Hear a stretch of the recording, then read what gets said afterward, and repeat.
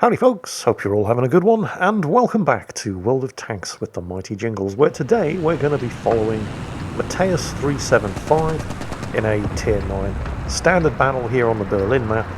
He is, of course, the Swedish Tier 9 tank destroyer, although the Swedes do tend to get a bit excited if you refer to this thing as a tank destroyer. They do insist that it is in fact a tank. More on that later. This is, of course, the S103. Unlike... I think I probably wouldn't be wrong if I said unlike most Tier 9 tank destroyers in this game, the S103 actually existed and saw service. And it's a, well, you can tell just by looking at it, very unusual design.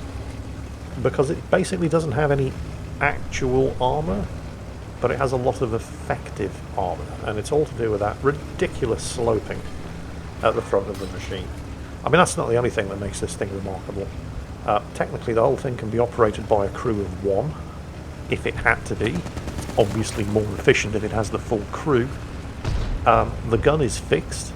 If you want to point the gun at the target, you have to actually move the tank, but it's able to do that thanks to what was at the time a revolutionary hydrodynamic suspension, which was actually slaved to the gunner's sight, so the gunner aims the gun and what he's actually doing is moving the tank. Speaking of the gun, you can tell just by looking at the bore extractor on the barrel that this is a Swedish version of the legendary and practically ubiquitous British Royal Ordnance L7 105mm anti-tank gun. This is a very, very good gun. With this gun, the S103 gets 308mm of penetration without having to use gold ammo. Something that the standard B that he's shooting at over there is using and still failing to penetrate his frontal armour.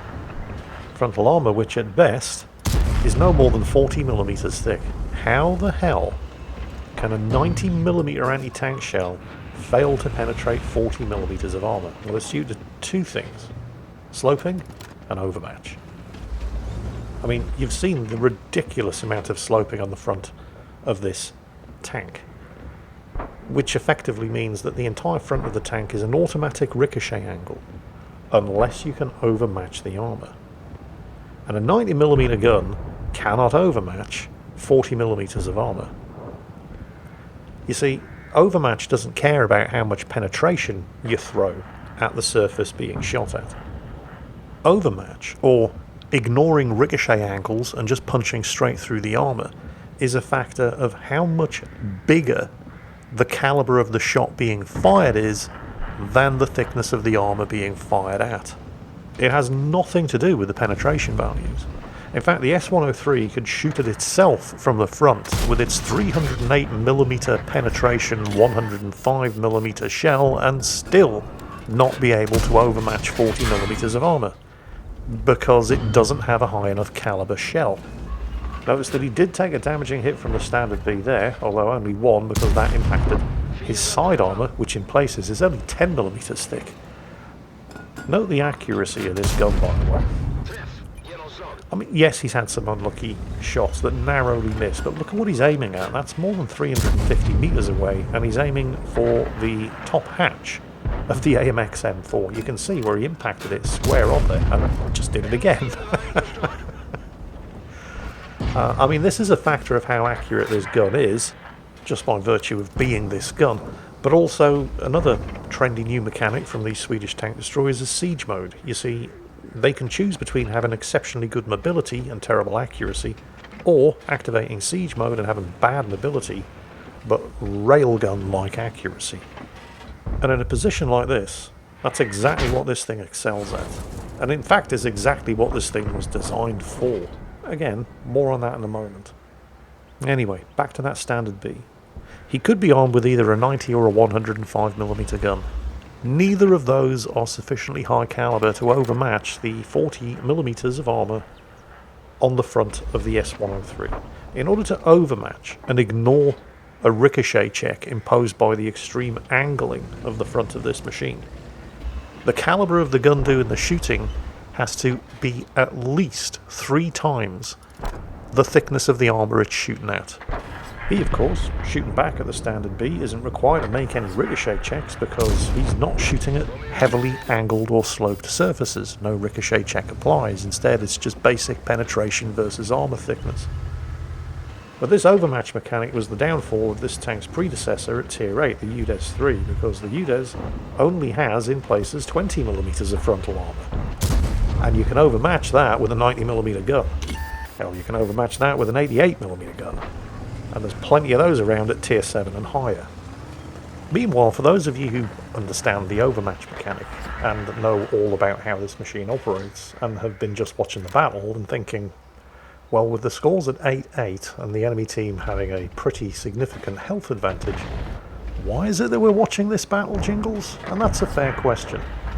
Because you haven't actually seen anything remarkable so far. Because it's basically just been an S103 doing exactly what the S103 excels at. In fact, almost exactly what the S103 was designed to do, sit in a hold down position, annihilating waves of incoming enemy tanks. I say almost exactly what the S103 was designed to do, because he's shooting up enemy tanks approaching from the west, and of course the S103 was designed to annihilate waves of enemy tanks approaching from the east. Sweden has something of a reputation in Europe for being one of the neutral countries. I mean, that wasn't always the case, you don't have to go back too far. And Sweden was an extremely warlike country. In fact, they almost conquered Russia at one point. The key word, of course, being almost. As many others, most notably the French under Napoleon and the Germans under Hitler, found out the hard way, Russia often just has to hold on long enough for generals January and February to get involved, and then you were in all kinds of trouble. But for the last couple of hundred years, Sweden has pretty much kept itself to itself. They've remained neutral in European conflicts. But the Swedes are a very practical people. They understand that simply saying, no thanks, we're neutral, often isn't going to be enough to prevent hordes of enemy tanks from rumbling over your borders. So while Sweden likes to remain neutral, they're not stupid. And when you have Russia as one of your neighbours, as many people have discovered the hard way over the course of the last decade or so, it's best to maintain a state of armed neutrality. Speak softly, but carry a very big stick. The S103 is one of those very big sticks, because it is purpose-built for sitting in a defensive position and just mowing down waves of tanks while remaining largely impervious to return fire. And it doesn't do that by having lots and lots of armour, as we've already established when we discussed the overmatch mechanics. You see, when you're designing a tank, and is this a tank? Well, we'll get on to that in a moment. When you're designing a tank, you have to choose between three competing sets of priorities: protection, mobility, and firepower. A decent tank will manage to excel in one of those three areas. Something like, for example, the Chaffee, which most people would agree is a pretty good and fun tank to play. It's got extreme mobility, but it definitely doesn't have armour, and it doesn't really have a huge amount in the way of firepower. A good tank will manage to excel in two of those three priorities. Something like the British Tortoise, which has great armour, amazing firepower, but suffers from an extreme lack of mobility. Or the British Centurion, which has great firepower, pretty good mobility, and mobility isn't always measured by having an extreme top speed, by the way. The AMX-40 technically has a good top speed, but in effect it never reaches that top speed, so it has bad mobility.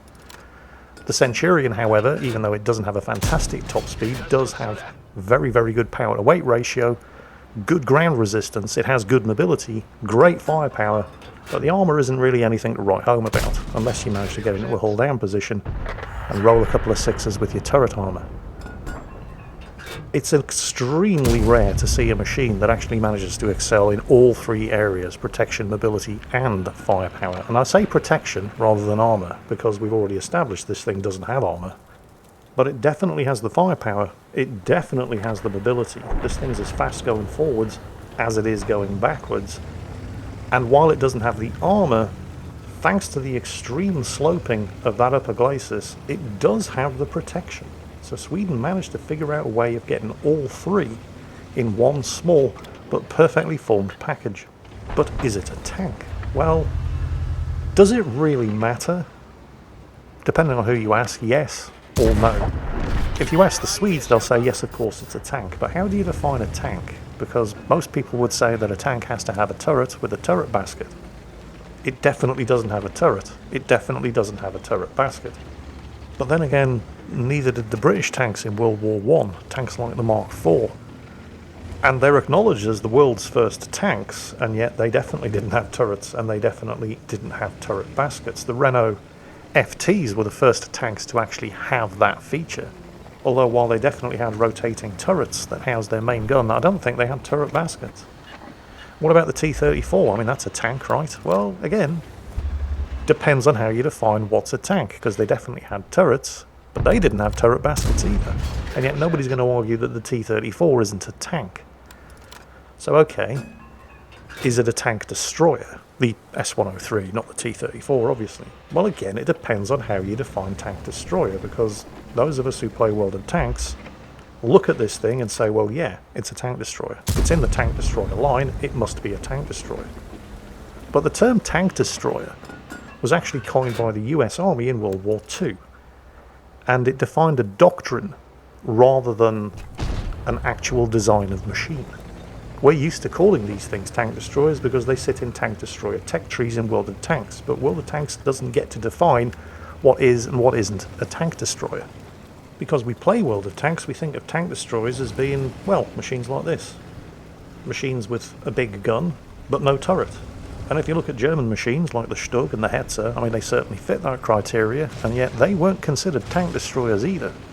Although that's more a factor of the fact that they had to call them assault guns in order to get Hitler to approve them, because tank destroyer sounded too defensive.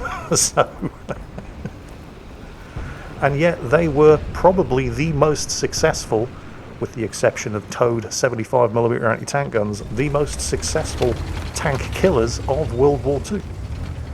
So is that what defines a tank destroyer? Is it the role rather than the actual design? And if you ask the US Army, yes. Tank destroyer is a role, it's not a design. And the whole doesn't have a turret thing goes out the window when you look at machines like the Wolverine and the Hellcat, because they clearly have turrets.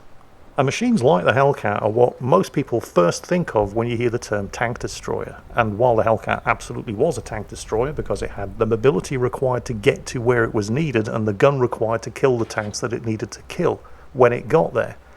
And yet Hellcats formed only a tiny fraction of the US Army's tank destroyer battalions in World War II. Do you know what made up the vast majority of tank destroyer battalions in World War II?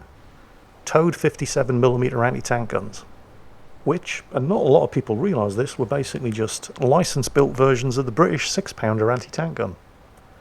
Well, that doesn't sound very mobile. Well, it is if you hook it up to the back of a truck. Seriously? That was it. No, I'm not making this up. But it fits the requirements for the role. Mobility, if you can hook it up to the back of a truck, and the US Army was not short of trucks. And it's designed for killing tanks. It's a tank destroyer. Now, clearly, this is not a gun hooked up to the back of the truck. So, is it a tank destroyer? Or is it a tank? I think the honest answer is, who cares? I mean, does it matter? Just shut up and play the thing. He is, of course, 1 against 3. Although he's now 1 against 2.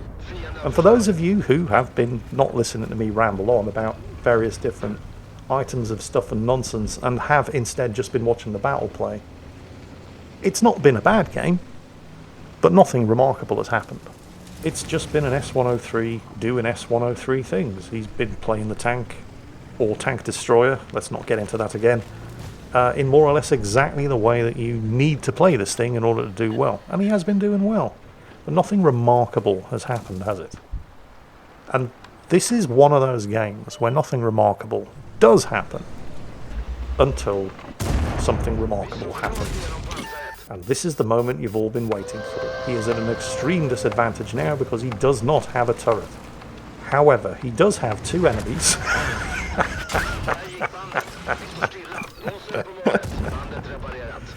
Not 1, but 2 enemies who appear to be suffering from sudden, inexplicable, and fatal rushes of shit to the brain.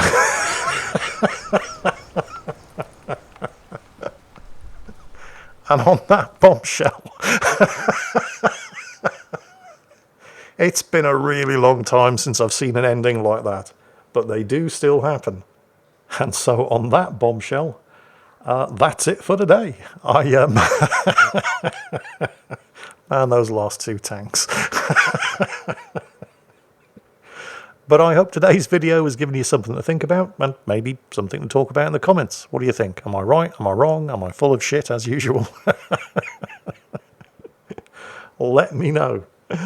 And as always, take care, stay safe, and I'll catch you next time.